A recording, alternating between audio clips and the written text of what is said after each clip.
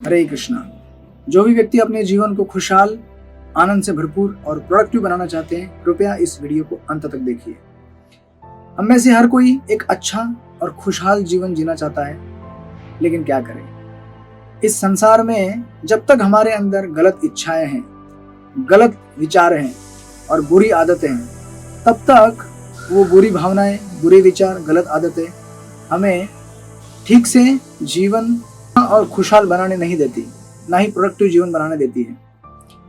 तो अगर हमें अपने इन गलत आदतों को, गलत चीज़ों को अगर बंद करना है, रोकना है, तो इसके लिए क्या उपाय है?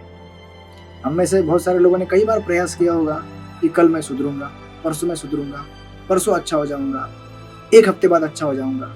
लेकिन कितना प्रयास करते हैं, उतनी बार हारते जाते हैं। कई बार थोड़ा सक्सेस मिलता है, लेकिन फिर हारते हैं। और ये हमारा जो जर्नी है वो हमेशा थोड़ा समय कुछ ट्रैक पे चलता है, फिर ऑफ ट्रैक हो जाता है, फिर ट्रैक पे आ जाते हैं, फिर ऑफ ट्रैक होता है। कई बार तो हम ऑफ ट्रैक ही चलते हैं। तो आप देखेंगे इसके लिए भी रामायण में एक सुंदर प्रसंग आता है।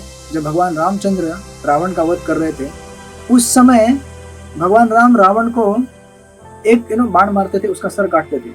लेकिन एक सर काटते थे, दूसरा आ जाता था, दूसरा काटते थे, तीसरा आता था, तीसरा काटते थे, चौथा आता था। ऐसे कई बार भगवान ने किया। हमारे जीवन में भी ऐसा होता है। एक हम इच्छा खत्म करना चाहते हैं बुरी, फिर दूसरी इच्छा आ जाती है, दूसरी खत्म करते हैं, तीसरी आ जाती है, तीसरी खत्म करते हैं, चौथी आ जाती है। और यही हमारा गलत आदतों के साथ भी सिलसिला चला रहता है कि हम गलत आदतों को खत्म करते करते थक जाते हैं, लेकिन वो खत्म होती नहीं है। तो उस समय आप देखेंगे रामायण में भगवान राम को विभीषण ने सलाह दी कि प्रभु आपको एक स्पेशली एम्पावर्ड बाण लेकर मारना पड़ेगा उसको, एक विशिष्ट भाग में शरीर के। तब उस समय भगवान राम ने एक विशिष्ट बाण निकाला, एक पावरफुल, एक स्पेशल एरो, और उससे रावण का वध किया। और आज भी हम देखेंगे वही रावण, वहां तो रावण मर गया, लेकिन वही रावण आज भी जीवित है। और वो रावण हमारे हृदय के अंदर है, जो गलत भावना, गलत इच्छा और गलत आदतों के रूप में है। और हम कई बार उसको मारने का प्रयास करते हैं, लेकिन वो वापस जिंदा हो जाता है। तो अगर हम उस रावण को मारना चाहते हैं, तो हमें प्रभु राम को आवाहन करना पड़ेगा। इसके अलावा और कोई भी उपाय इस संसार में नहीं है गलत आदतों से, गलत इच्छाओं से, गलत विचारों से छूटने का। हो सकता है कोई आपको टेम्परेरी सोल्यूशन दे, लेकिन वो ज्यादा देर काम नहीं करेगा। लेकिन अगर हम भगवान को आह्वान करेंगे और भगवान को बुलाएंगे, क्योंकि वो जो स्पेशल एरो है रावण को मारने का, वो स्पेशल एरो केवल भगवान राम के पास है और किसी के पास नहीं है। इस मर्त्यलोक में किसी भी जीव के पास नहीं है वो बाण, वो केवल भगवान राम के पास है, और वही उस बाण से रावण का वध कर सकते हैं। और उसका वध करने के लिए हमें भगवान राम को आह्वान करना पड़ेगा। तो भगवान राम को आह्वान करने का इस कलिकाल में बहुत ही आसान तरीका है, उनके पवित्र नामों का आह्वान करके।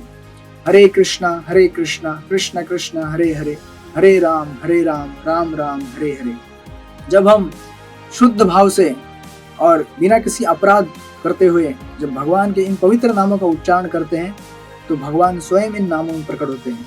और फिर जब भगवान प्रकट होंगे हमारे सामने अपना स्पेशल एरो लेकर, तब जाकर ये जो गलत आदतें हैं, जो गलत विचार हैं, गलत भावनाएं हैं, जो रावण के रूप में आज भी मौजूद हैं, वो तब खत्म हो जाएंगी। और ये मेरा चैलेंज है, ये मेरी गारंटी है। अगर आप इसको आजमा कर देखेंगे, तो ये जरूर आपके जीवन में बहुत ही सुधार लाएगा। जितनी भी हमारी बुरी आदतें हैं, बुरी इच्छाएं हैं, जो कि हमारे दुख का कारण है। इस संसार में इच्छा होना अच्छी बात है, लेकिन वो इच्छा अच्छी होनी चाहिए। अगर गलत इच्छा है तो वो हमें बहुत नुकसान पहुंचा सकती है।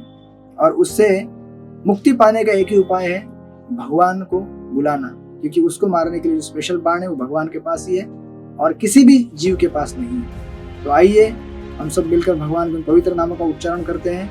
और ये मेरा चैलेंज और गारंटी है, अगर आप भगवान को बुलाएंगे और इस तरह से भगवान के नामों का उच्चारण करके स्पेशली हरे कृष्णा कृष्ण कृष्ण हरे हरे, हरे राम राम राम हरे हरे, तो रावण जरूर मर जाएगा। और जब ये गलत इच्छाएं मर जाएंगी, तो हमारा जीवन अच्छा होगा। हम खुद के लिए कुछ अच्छा कर सकते हैं, इस संसार के लिए कुछ अच्छा कर सकते हैं। हरे कृष्ण।